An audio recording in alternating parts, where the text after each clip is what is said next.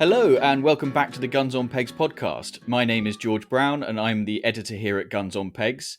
I find it hard to believe, but somehow this is episode 7 of series 2. The weeks just fly by when you can't go anywhere or do anything. I'm joined again by Chris Horn, managing director of Guns on Pegs. Chris, can you believe how quickly this series has gone? It's rattling through, isn't it? It really is. We've only got a few episodes left, which is sort of slightly sad. This series is going very quickly, but we've been doing that dangerous thing again, George, of a little planning, haven't we? We spent half an hour on the phone planning, and usually that spells danger for future episodes. So I think we've got some exciting things lined up. But we've got a pretty cool episode lined up again today. So who's our guest today, Chris? This is the Gundog episode.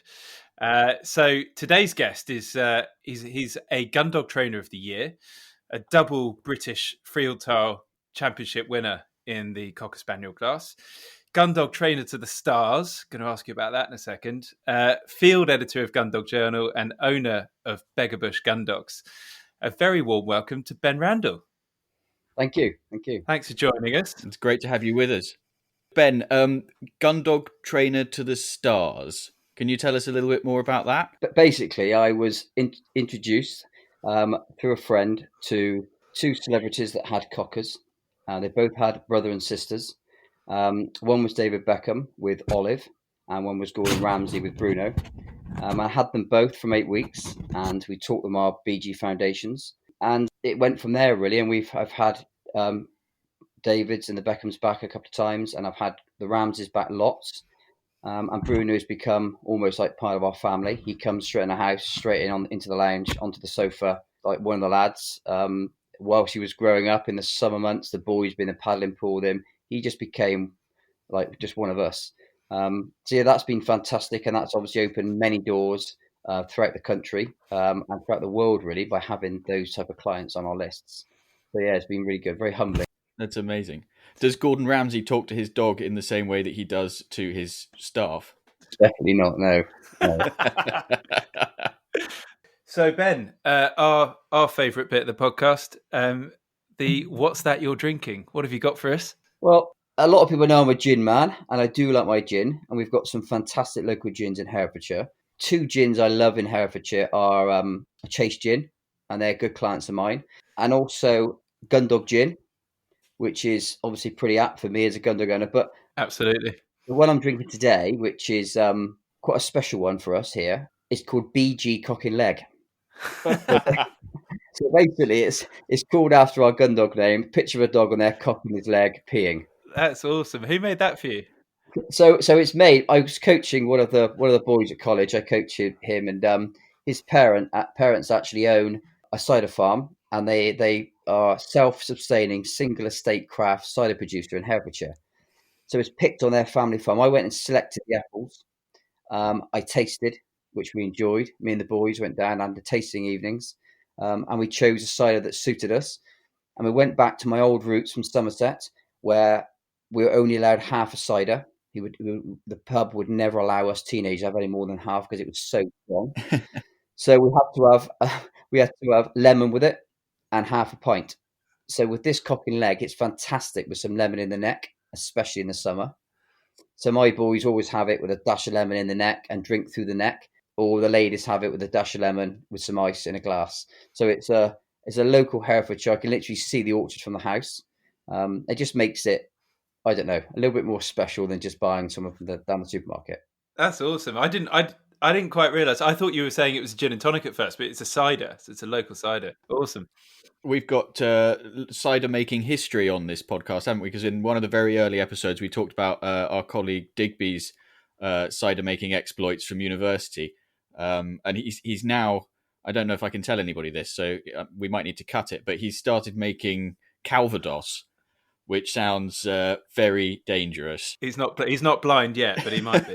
But this isn't dangerous. I've had this done especially at 4.5%. So it's not like we used to drink in Somerset as teenagers, and you sat down in the bar and you needed to go to the toilet, but you couldn't actually go. You needed to go. So you just went. So it's not quite that type of cider. Well, that's exactly what what's that you're drinking part of the pod is about. It's about getting some decent stories out, and that's a cracker. So, Well, there's been a few occasions where we've not been able to move. Yet. After 6, 7 halves, you just seem to, I don't know, you're finished. You can't move. You're numb. Your brain is still working, but your legs and arms are non-existent. That's where the term paralytic comes from, isn't it? Yeah. Well, we're paralysed, actually. Yeah, completely. Yeah. George, go on. You go. What are you up to? What are you drinking today? So last week I had beer brewed locally to where I grew up, and I thought this week I was sort of slightly racking my brains a bit, panicking slightly, and then I remembered that there's a shop on Deptford High Street just down the road from where my flat is called Hop, Burns and Black, and it's one of the most specific shops you can ever come across. It sells beer and hot sauce. Those are pretty much the two things that it sells. So I've got 3 beers with me today. They're small cans, but these are from the Brick Brewery, and I've got Peckham Hells to begin with. Then I've got Peckham Pills, and then after that I've got Peckham Pale. So we'll see how many I get through. But yeah, so far the Hells is very nice indeed. Chris, what have you got? I've got a beer from quite a long way from my place in Kent. Actually, couldn't be much further in terms of the UK. It's from the Swanee Brewery.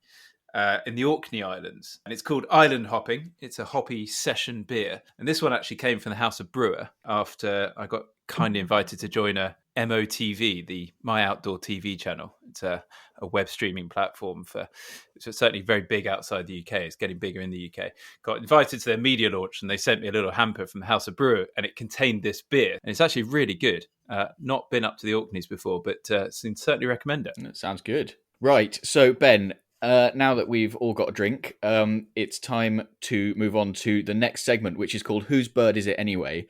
This is where we ask our listeners to send us in their shooting dilemmas, and we try to decide what the right course of action is or was. This one comes from somebody we are calling Jeff, to keep him anonymous, and he writes, there's no real intro to this either, he just writes, how long do you keep the joke going? The situation... A grouse moor in the Highlands of Scotland, late September. Pre-shoot briefing. Safety first. Remember your butt sticks. No shooting in front after the first horn. No black game. The second drive, I'm in butt 3. A pal who's always up for a laugh in butt 2, and a joker in butt 1. A tremendous drive. Lots of challenging birds. Drive finishes. Beaters come through. At butt 1, a beater deposits a grey hen, explaining that his dog had pegged it on the way in. Quick as a flash, butt 1 grabs the bird and proceeds to butt 2, telling butt 2 that the grey hen had been picked up behind butt 2, and so the fun begins. At Elevenses, all the guns are ribbing butt 2 about his misdemeanour, but butt 2 is still unsure whether he really shot the grey hen. He decides to apologise to his host and says he's prepared to pay the £500 which had been invented at Elevenses. When do we own up? It's a serious fine, that, isn't it? It is a serious fine. But I mean, first of all, big respect for the quick thinking. That's what set up this whole gag, isn't it? That's brilliant. Or he has no idea what he's shooting. He just realises that he's an arse, and he just probably has done it. He's just going to own up to it. Do we think this beater who put the grey hen behind butt 1 did it perfectly innocently, or do you think he was trying to be polite? I reckon the beater's got one that he defrosts each week, and he pulls the same gag every week. I hope so, but as you say, the guy in butt 2, this is what shooting's all about. If this happens, seize the opportunity. This is right up there. But 500 quid. I mean, if he's actually paid that, it changes the issue slightly, unless he's particularly wealthy. There's no way we can allow him to know for at least the end of August. What, next season? Or potentially next season when he books his next day's shooting, he gets £500 off. But you've got to let him sweat on it. He's got to explain it to his wife.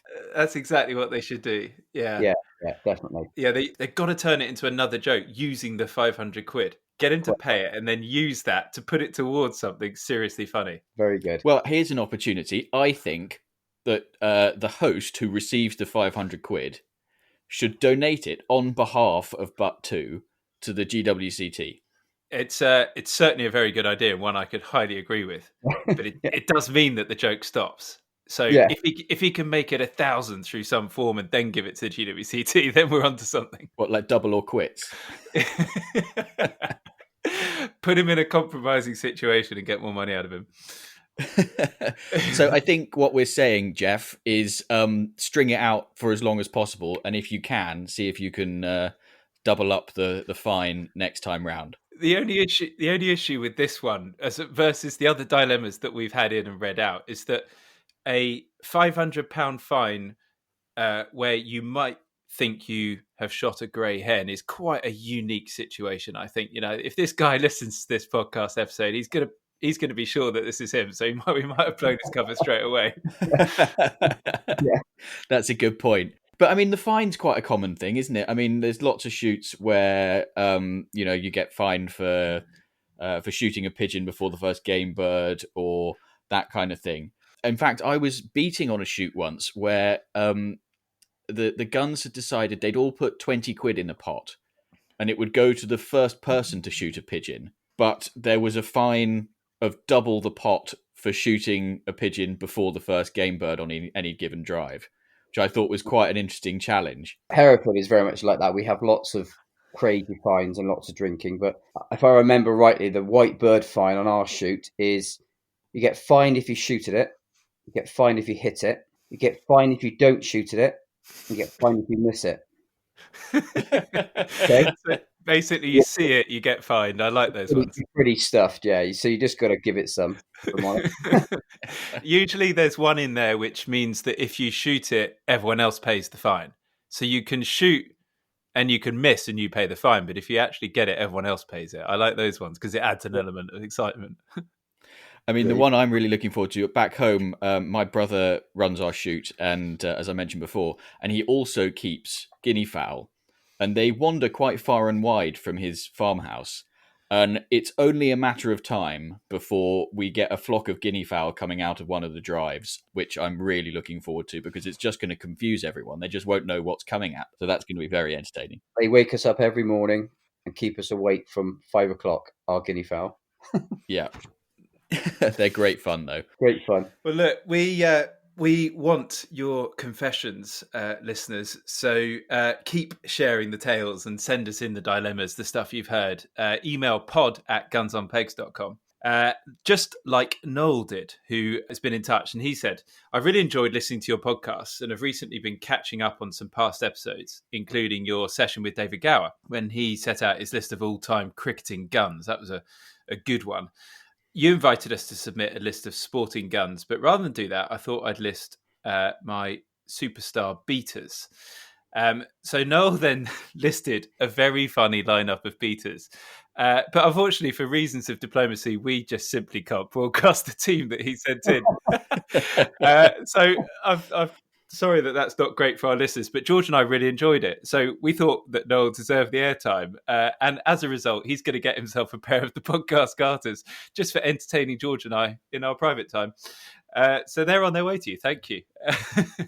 Yeah, and obviously, Ben, you're going to get a pair of these garters to wear next season as well. But Chris, I've been thinking about this since the last recording, and all these people who've been emailing in with their stories and what have you, they're really making the podcast feel much more like a kind of community. And we've both really enjoyed getting all the messages, even the ones that we can't use. So I was thinking that we kind of need to give these people like a title, an honorific. What do you think? They do. Yeah, they do, don't they? I mean, they're the loyal listeners. Are they ambassadors? Are they ambassadors of the podcast? Yeah, I thought about ambassadors, but it feels a bit sort of formal, and I'm not quite sure about ambassadors. So I'll tell you what we'll do. We'll open it out to the listeners. That's a good shout. And we'll put up a pair of podcast garters to the person who comes up with a suggestion that we end up going with. We're looking for the title of the people that lead from the front. Yeah, like a collective noun. Okay. So, drop us an email, pod@gunsonpegs.com, either with your shooting confessions, let us know where you're listening to the podcast, or if you've got an idea for a collective noun for the contributors to the podcast, and you can get your hands on some of these garters. So, I think it's time to talk to Ben about gun dogs, but we're going to start with a game. Yesterday, in our dangerous planning episode, George and I started having a bit of a laugh. And we've come up with a quick game of Pointless. And for those of you that don't know what Pointless is, it's a TV game show where people give obscure answers to questions that no one else gave. And you're sort of credited for getting the answer that no one else gave. Yeah, so we carry out the game shooting census every year, and in that we asked 3,500 game shots who own dogs which breeds they own. And we are looking for a pointless answer, Ben. A breed that none of our 3,500 respondents said they own. And Chris has got the data. Shih Tzu. You reckon a Shih Tzu? You're gonna have to try harder than that. Yeah, a Shih Tzu. Of the 3,500 people, 4 of them owned Shih Tzus. George, your turn. I am going for a Great Dane. Great Dane. A Great Dane. 2 people out of 3,500. I can't believe it. Something obscure, Ben. Bull Mastiff. Surely Bull not. Terrier, French Bulldog. There is no Bull Mastiff. Oh. He wins. Actually, you've had 2 go. So, George, you get... I tell you what, there is a Caucasian Shepherds and Mastiff. Whatever one of those is. That sounds like a crossbreed. We're not letting them. That's cheating. George, you can tie this game by getting a pointless answer now.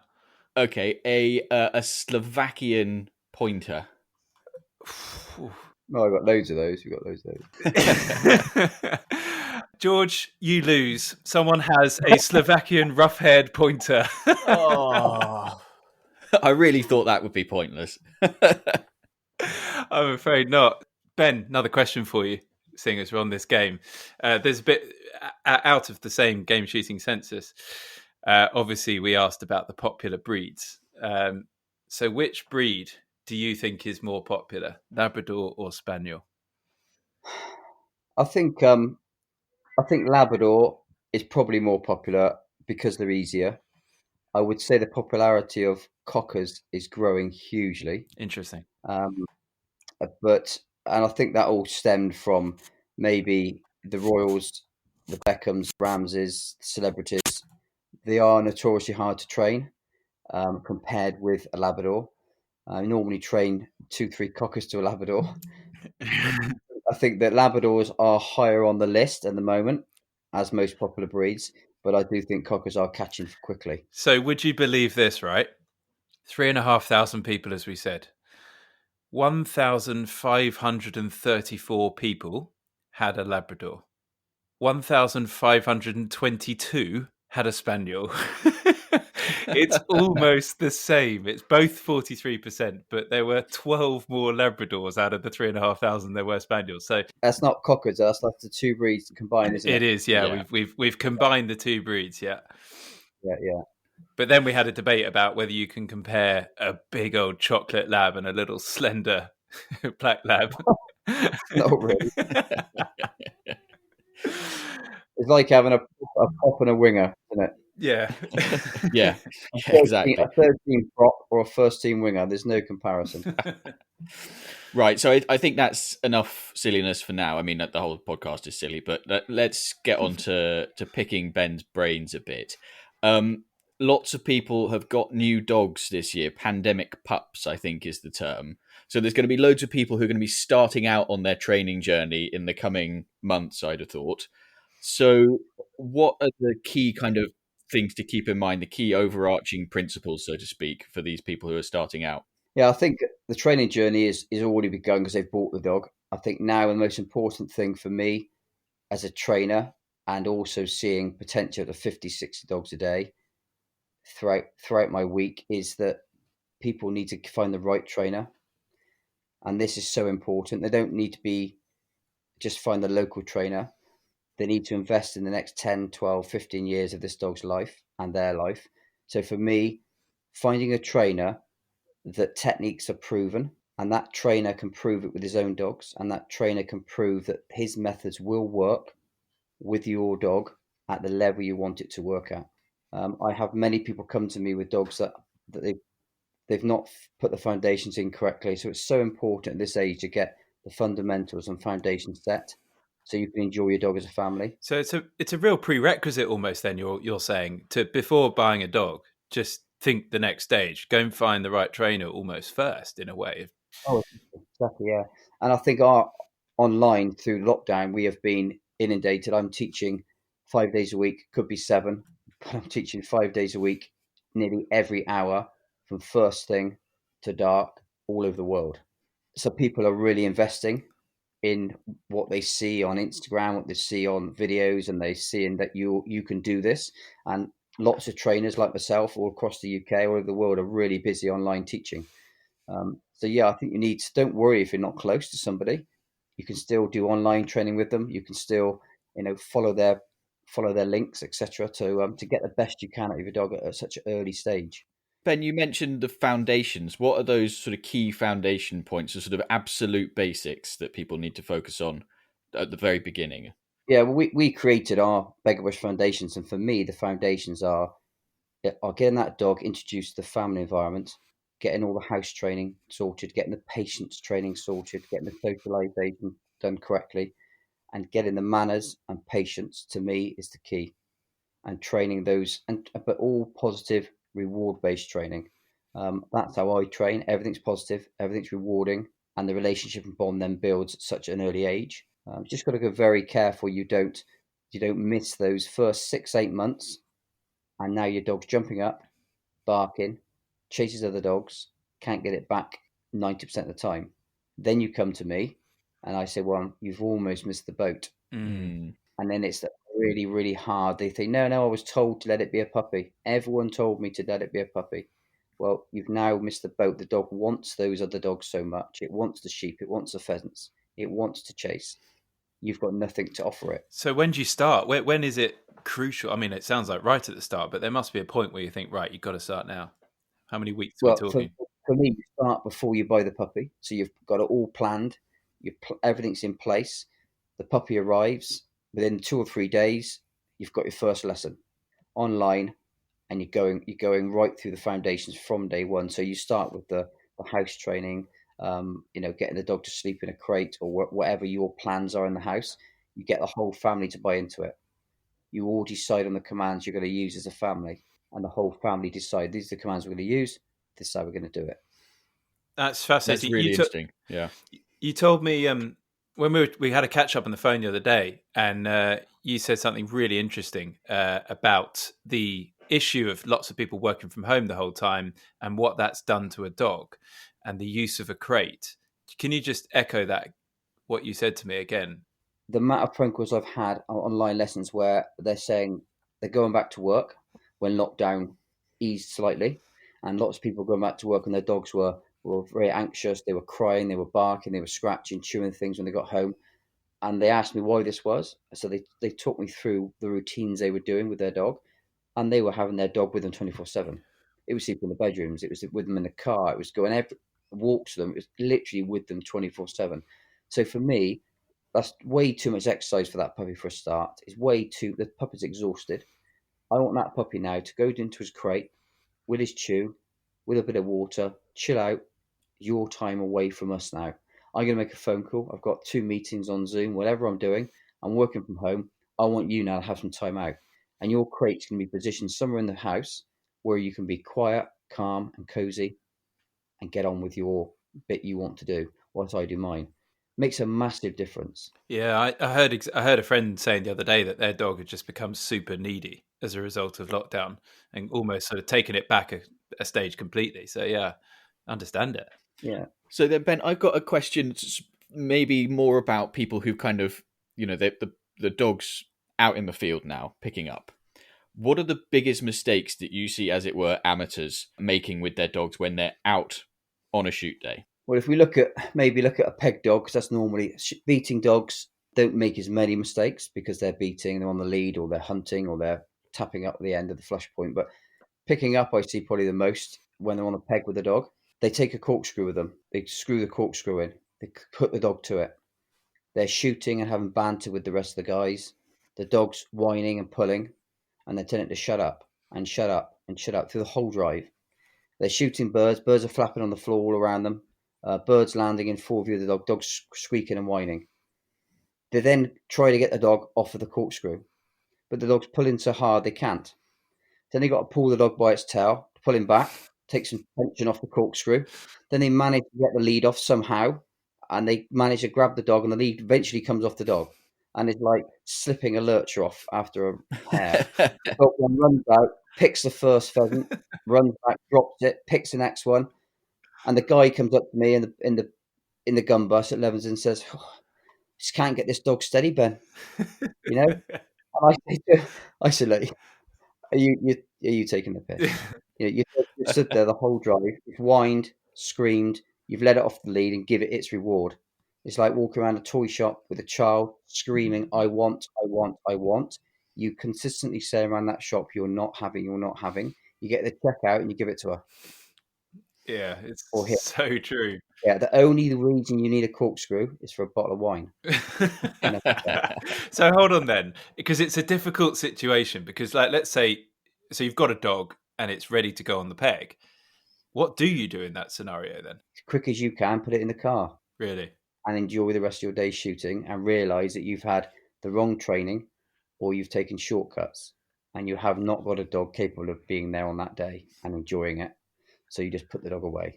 So is it that point it's gone too far? Yeah, if a dog was on a peg while you were shooting and had to be tethered for a start, it's not ready to be there. If it's making a noise and a squeak, it's not ready to be there. So that dog will get progressively worse and worse and worse until the point where you do not want to take it and you will probably be asked not to take it. Gosh. Yeah. Strong. That quick. Strong words. Yeah. Yeah. Just true. It's the truth. So we've been chatting a bit recently because you've got something quite exciting in the pipeline. And actually, I was thinking a second ago as you were talking about doing all your bits on Zoom. I think that's lent itself to what you've got coming, hasn't it? Can you tell us about this exciting announcement? We've been building a project which has been it's come from all my online stuff, and I've been teaching all over the world. As far as New Zealand, Australia, all over America, trying to teach the BG Foundation a positive, rewarding way, and that still you can achieve at the highest level, at championship level, or you can achieve this perfect family companion shooting dog that you occasionally go shooting with, but for 330, 40 days of the year is at home with you, enjoying the family life. So do you mind if I tell you the story how this new business started? Please do. Absolutely. It's the why that matters. Yeah, and for me, it's a very important story. It's not just about I wanted to do this. It's the story behind it. So I had a young chap give me a ring a year or two, probably 2 years ago now. Young guy, had a cocker, young cocker called George, was really struggling with name. it. Yeah. He left the London rat race, bought a house in the Cotswolds, and bought a cocker to live the dream. He wanted to shoot with a cocker, get a cocker, go stalk and everything. But it all started to go horribly wrong. And then eventually I got this phone call from this guy, look, the dog's running in, it's chasing, I can't do this, I can't do that. I'm not enjoying it. Can I please have some help? So BGHQ, this young lad rocks up, sporting a pair of gold aviators, hair slicked back, the London type. I'm a country boy now. Your typical customer. I'm thinking, oh, okay, we're going to be struggling here from the start. But what a lovely guy. Came in and he said to me straight away, right, I need to go in the pen. I need to get some game. And I said to him, listen, if you can't get your dog to sit in the kitchen and stay in the bed, you're definitely not ready to go in the pen. So that's how the relationship started. And we ended up getting George completely ready for him in the shooting field. And they completed a whole shooting season together, sat on the peg, went in the pub with him after in the Cotswolds, just had the best season he's ever had. And during that year, I sent him lots of videos with editorials to help him. And it just became really good friends. And he was loving all the things that I was helping him with. And then obviously I found out a bit more about him. And his background is in technology startups. So he's real high tech into all this stuff that I don't really know about. So we had this idea, and we come up with this new business plan. Do you know what? Yeah, go on. Yeah, I want to know.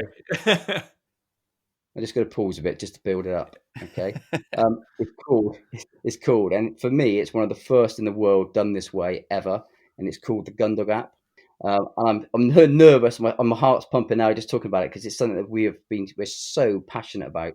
This is so lovely to see, because it's this bit here. It's the passion behind this that makes this exciting, and that's, that will clearly come through just given the way you're talking about it. So you're launching an app, and clearly based on the videos, and I can absolutely see the link now. So go on. Yeah. So how the app is going to be is it's basically about as many videos as I've produced over the last year, from a puppy right the way through to a champion dog, if you require that. Every single video has got full editorial with it. So I'm demonstrating dogs going right, dogs going wrong. I'm talking you through all the simple stages of getting the dog, for marking drills, for hunting drills, for retrieving drills, for jumping drills, for swimming drills, everything you need. But the uniqueness of this app is that it's not an online service. It's not a DVD type thing. It's an app in your pocket. It's Apple, it's Android. You can have me with you 24/7 in your pocket, in your hand. You've got no reception. That's fine. You download the videos for that training day. You're in the middle of Scotland, no reception, no Wi-Fi. You've got all my videos that you need, and you've downloaded them ready to watch and talk through. And for me, for a person to sit and watch someone do something and make mistakes and tell you how they put them right is the best learning tool you could ever have. And to have that facility with you, and one of the biggest things I think for me that I've had from clients is I'll give you a couple of examples. Is a client finds someone like me or another dog trainer, they then get on with that dog trainer, it worked for the first couple of sessions. And then they got to try and book time off to match that dog trainer. Now, if he's a good dog trainer, they can't get the time to match. And before you know it, you've gone 3 or 4 weeks without a lesson. And your dog's starting to go downhill, and you're trying to ring this dog trainer, and you're trying to get in contact with them. When I first started in dogs, I had this problem trying to source the best dog trainers to help me back in all the decades ago. And I couldn't get in contact with them. We had no mobiles then, I suppose. But now they can't get in contact and they can't get a lesson. So it's really, really hard. And their dogs then start to sort of digress a little bit in training. The biggest thing for me, and which I've noticed, and I think with COVID at the moment is even more, is that most dog trainers would come to me or another dog trainer and have 2 lessons a month. So if they live within an hour, let's say, that's cost them about £100 a lesson, plus a day off work. Now that's 24 days off work that person has had and spent in excess of £2,400 on training fees. And let's just say he's only had 1 lesson a month. It's still over £1,000 and 12 days off work. Now he's got no time left to have holidays with his wife and his family. He or she has got no time now to go on holiday with them, and he's got no more time off work. But most importantly, they're doing all that training, and now they can't even go shooting with a dog. So with the app, they subscribe to the app. It saves them thousands of pounds a year, no holidays away from their family. They can train the dog with their family there and then, with the phone, with the app, right in their hands. And they can put that into practice in the field. It's just, for me, it's just with all the experience I've had with my clients, is a no-brainer. It's just, to me, the most incredible thing. And I've got a massive passion for it. And my heart is... I love it. It just sounds fantastic. And there you go. I mean, look, saving you time and money on an app. I mean, what more could you want? Well done. I mean, I'm so excited by this. As you know, I'm on this, slowly starting this journey, and so I'm going to be one of your loyal users, giving this a good go, probably making all the mistakes in the book. But no, I'm really excited for you, Ben, because I think your passion coming through for that is it's going to be a really exciting journey. Yeah, and it's like 30 years of my life, like putting all into all my training techniques to help people. And I think we do see as our family, my wife and I, we see so many dogs per day. We see so many dogs ruined, and we see so many unhappy owners with a pretty poor relationship with their dogs. And it's so sad to see. And if this can help people, then that's what we're doing it for, to help people enjoy their dogs and enjoy shoot days and enjoy countryside walks with their family. Yeah. Wherever you buy a dog, and it's for the next 10 to 15 years of your life. He's not going to be chucked in a kennel and not seen till September. That's not how it works. The dog's with you all the time. So if this can help people, have me there, watching me make mistakes, watching me talk through those mistakes and how to put it right, for me, is an incredible learning tool. So, Ben, I can already imagine that there's lots of people listening to this who are thinking, wow, that just sounds absolutely perfect. So I know that it's not quite ready yet, but have you got a sort of approximate launch date? We're hoping to be launching in March. There's still a lot to do and some incredibly exciting things with it, with some experts, vets helping us, and doing some videos on there as well, with Gundog related issues and etc. So there's so many things, but even when it launches, we have got so many incredible things planned for the sort of off season with Gundogs, and also next season, as soon as the grouse season starts, we've got some awesome filming days on planned on grouse, on partridge, on pheasant, on duck. We're literally going to go and put this everywhere and let everyone see what a Gundog is capable of doing. And every video, as I say, will have full editorial talking you through every stage of what you need to do to achieve that goal. And I just think that I've not seen anyone else do this throughout the world, in this way. So for me, I just think it's great. It's groundbreaking for me. So you've got the name for it. Gundog app is the name. So if people listen to this now, Yeah. let's say it's launched. What do they type into the App Store? Is it confirmed? Yeah, it should be ready for you to type in when you hear this go live. But it won't be up and live and running. Yeah, but it will be. The engine is started. Perfect. And That's all that matters. Trust me, it's purring away, ready to launch. That's brilliant. So, Ben, I don't have a Gundog myself. I live in a little London flat. It's just not really practical. But this one relates to my family's slightly. They've got a thing about miniature Dachshunds, and they've got one called Percy, who is basically forced to come out on every shoot day we have at home, and has shown zero interest, total disdain for the whole process. So the question is, can any breed be a Gundog given the right training, or are there some breeds that are just never gonna do it? No, I think that most breeds, if they've got 4 legs and a tail, can do most things. Really? It's just some do it better than others. And I always look at this analogy when I look at 15 rugby players on a pitch.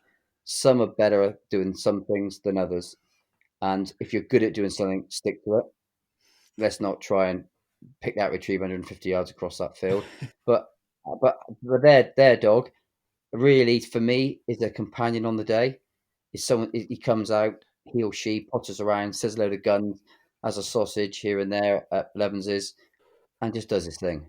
To me, a dog like that is a companion dog, and it's a fun dog to have out on a shoot day. So I'm really the one who sort of instigated this. I've always insisted that he has to have a purpose, but maybe his purpose is, as he seems to think, just being decorative. Well, he's a host. He's one of the hosts.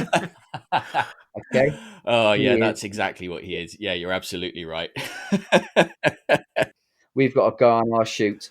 He thinks he's like a lieutenant colonel retired or something, but he's just literally just a chap down the road. But he does think he wears a cravat. You know what I'm talking about. But, and he's got like a tackle when it comes out, and he just buggers off and it yips and barks, and I keep shouting to him to put it on the lead.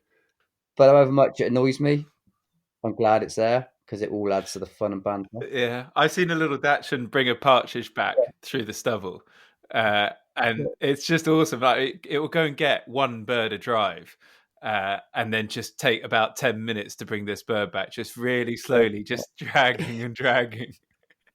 Well, yeah, I think the most Percy's ever done is lick a partridge, I think, and then I'm not bothered. Our Bavarian hound, she has sit with me and retrieve, and our border terrier will in the training paddocks. I've not taken them shooting, but they do that, and so our border terrier runs out, picks partridge, drags a pheasant back, sits there, gives it to me. So there's a Bavarian hound. So yes, they can all do it. They can all do it. It's just they all do it in a different way and at a different level. So, I mean, considering this is the Gundog episode, there's one rather frustrating age-old debate, which gets asked. We actually get quite a lot of complaints on this one, on Guns on Pegs, of people saying, "Oh, this particular shoot has got no idea how to handle the difference, with pickers up and peg dogs and so on." Yeah, we want your take on this. Picking up during the drive, guns working their own dogs, and the fallouts that can occur. What's the the strategy that each shoot needs to follow to make sure that this never is an issue? Well, if I give you the gun answer. Yeah. So I arrive at the shoot. If I've not already done it in an email, which I would normally, when I book the shooting, Yeah. that I have a dog and I will be picking up with that dog during or after the drive. Yeah. Okay. Then when I get to the shoot, I will remind the shoot captain or the host. Yeah. And then if someone stood behind me picking up, I would scream and shout at them and tell them to move and take their dog elsewhere. Only joking, but I would ask them politely. Okay. I remember going to a shoot this season, and a big shoot, quite tall birds, and I was really looking forward to it. I had a couple of labs sat behind me and a great big rush field beneath me. And the other guns had no dogs whatsoever. And I had two picker-uppers in the line, stood 150 yards behind me below the rush with a team of dogs. And I'm thinking to myself, there's no dogs to my left, there's none to the right. I've got a team of dogs, I'm shooting, and they all stood behind me, the picker-uppers. And they picked all my birds. I just couldn't. I was gobsmacked. I was completely gobsmacked. Anyway, I sorted that out after the next drive, and it was all sorted. But apparently, they just wanted to watch my dogs work. But they should have let my dogs have a retrieve. So you get situations like that which frustrate you. But that's by the by. But I think if you explain it first, it should work. If you're a picker-upper, then obviously you should have your rules, and the shoot captain and the picker-upper should all know the rules. Yeah. And not to pick up during the drive, dogs running around, guns when they're trying to shoot, and they've got loaders there. It can be dangerous, put people off. It shouldn't be done. So yeah, I think there's etiquette that needs to be followed, but each shoot has its own etiquette, and I think you need to obviously follow that when you go there. Yeah. But it's also worth just saying how you would like it done. Because for me, would I go shooting without a dog? Would I spend £100 or £2,000 on a day shooting without a dog? No, I wouldn't. I wouldn't even contemplate going. And if you've got a dog, it's such an important part of it, isn't it? And you get towards the end of the drive, and then actually, in my experience, when with family dogs in the past, I'd almost sacrifice being able to shoot the last couple of birds so that I could be ready to send the dog and work the dog before the pickers up have swept through and taken everything. I'd almost sacrifice some of the shooting just for that enjoyment of that moment because the dog loves it so much. It's just something you look forward to. Even as somebody without a dog, I like to go and pick the birds that I can see and that I've marked myself, so that I then know to say to the pickers up, right, I've picked these 5, but I think there's a couple, there's a hen bird over there and there's a partridge over there that I haven't been able to find. Did you find them, or can you go and look? From a picker-upper's perspective, you really annoy us. Right? You're best off going and having some 11s as quick as you can. Right? And leave those bloody birds alone, because they're ours. We're training our dogs and we're getting picked up. So go and have some 11s, George, as quick as possible. I can't wait to say that next time I'm shooting with George, and just after every drive, go and have some 11s, mate. It's very true. I'll set us 2 or 3 birds get shot, and I think fantastic. I line my dog up to send it, drives over, and this bloke goes, "All right, mate, I've got them." I'm like, "Oh, thank you for that." That's why I'm here, mate. Right, I've noted. driven 3 hours to get here to pick up, and you've just completely ruined my drive. Thank you. Point taken. You can see where this issue comes from, can't you? It's actually just because of the love, and you really want your dog to have an enjoyable time, and tricky. Yeah, even if your dog, and you've paid for day shooting, your dog is skewered in the ground on its corkscrew, you let it off and it runs around and picks them up, that you are doing that because you enjoy it, and you should be allowed to do that because you've paid for the day. However bad the dog is, if you want to do it and you choose to do it, you've paid for the day, that's your prerogative. Can I summarize then? So from a pickers up point of view, don't pick up during the drive unless it's a runner. George. From a gun's point of view, obviously your absolute prerogative, your birds to pick up after the drive. But if you don't have a dog, don't pick up. Is that what you're saying, or you're saying just wait? No, just. I think you should walk away and leave them, and tell the picker up a point to the birds and put the thumb up, which I always would do if I was picking up with a dog. If I was on a peg with a dog and I didn't want 10 birds on open grass around me, which I wouldn't do with my dogs, I'd walk off, say to the picker upper, there's 10 back there on the grass area. Okay, just right by my peg. or I've collected them, they're on the peg. That's fascinating. Yeah, so that's my thinking about wanting to pick up what I can as a gun, because then I know that everything I've shot has been picked, or what needs to be looked for. But you know that hole you're in at the moment is getting deeper and deeper. Stay in the hole, George. but But we're not listening to you. You've blown it already. No, so what you're saying is that I'm very happy to admit that I might have been doing the wrong thing, and that actually what I'd be better off doing is going to the picker up and saying, I shot 7, knock yourself out. Yes. yeah. We're going to have some lenses now. but that's quite different to what I was expecting, because walking off and leaving your birds is I hear so many guns going, oh, that bloke from the city hasn't got a Scooby-Doo what he's doing, he shouldn't be shooting this, that and the other. And actually what you're saying is you should be leaving your birds, but the crucial point is that let the picker up know the number loosely where they are, certainly if there's any that have gone way back, then leave the lot. Yeah, 100%. So on a shoot on a short grass field, Yeah. and there's birds landed directly round me, then I will just pick them up if they're right by me, Yeah. and I will just put them on the peg and leave them on the peg. Yeah. But if there's birds shot 20 yards behind me in rush and thick cover, I like to count them down. But a good picker-upper, that will be the picker-upper zone, and he or she should be counting those birds into that zone. So if I'm on a zone and I see a zone between I'm on 6 to 8 peg or 5 to 8 peg, I know I've got 15 birds dead and 4 runners. So I know what I've got. And I'll a gun, or I always call to the gun, any other birds, I've got 10 down. That's about right, mate. Yeah, thank you. And he walks off. It's just communication, really. Well, that is it. Of course, you won't see people birds laying everywhere and just walking off. That is wrong, but you need to communicate. Yeah. So that's the absolute key, isn't it? Is from the very beginning, whether you're bringing a dog or not, it's all about the communication. I'm bringing my dog. I'd like to do some picking up. I've got my dog here, mate. I'll pick the ones that I can, and then I'll let you know. That just have the conversation. And I haven't got a dog on offer 11s. Yeah. Okay, so the other question that I had for you that came via my brother and his girlfriend is about their lovely Cocker Spaniel, Chip, who's, I think, coming up for 3. And he's a fantastic little dog, really lovely little dog. But they have a question, which is, how do you stop a dog charging in after a runner, keeping in mind that he's been sent for them before, but now he just goes without being asked? I always answer these in a similar way. If he won't stop, he shouldn't be on the shoot. So if a runner's been shot, I point and I send. I should still be able to go, stop, leave, recall. And it's something that I practice quite a lot. So if I'm sending, I send a bird hit the floor and ran. Obviously, my moral obligation for me as a dog trainer and a picker is to pick that bird as quickly and as effective as I can. So would I stop my dog? No, I'd send it straight out for it. But I should be practicing during the drive, after the drive when I'm training.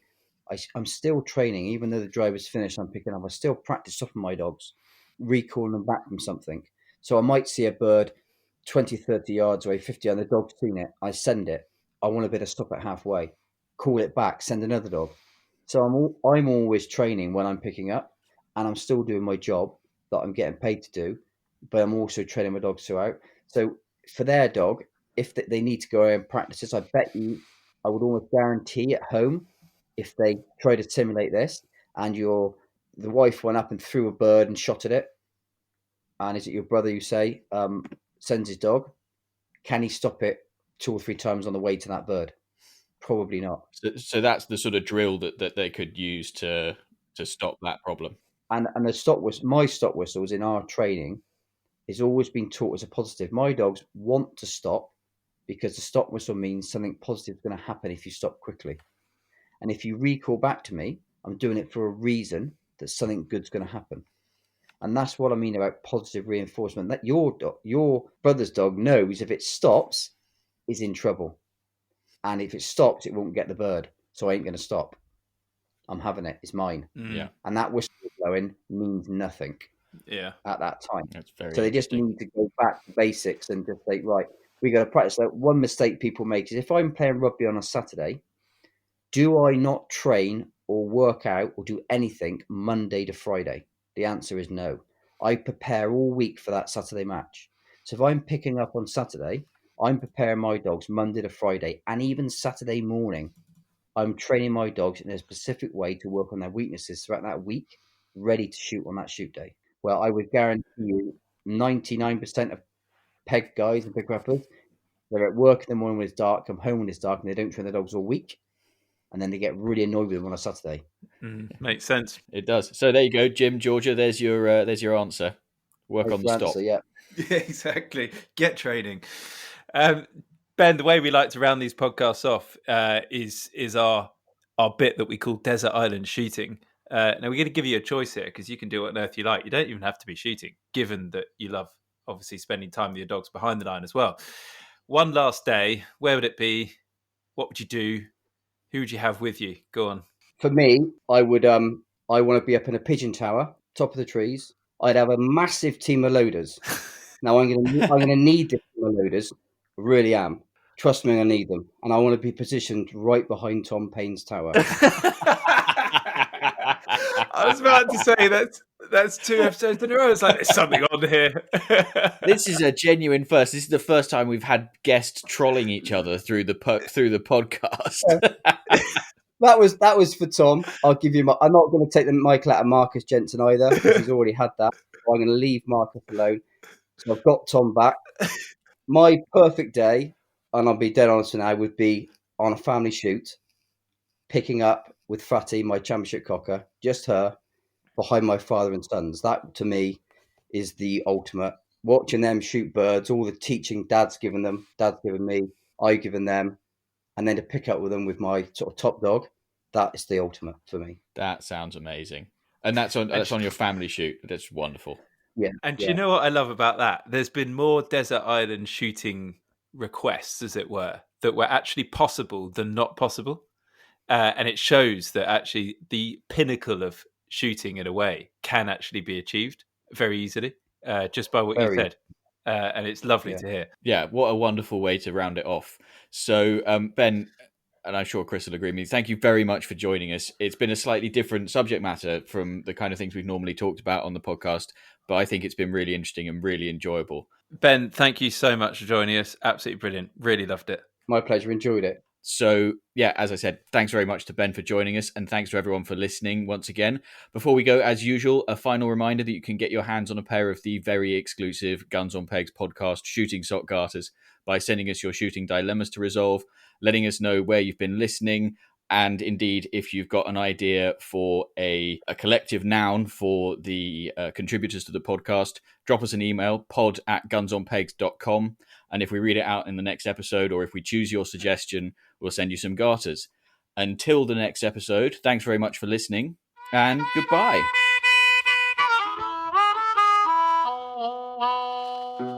Bloody gun pick those birds. Oh, I'm just going to set my dogs for them.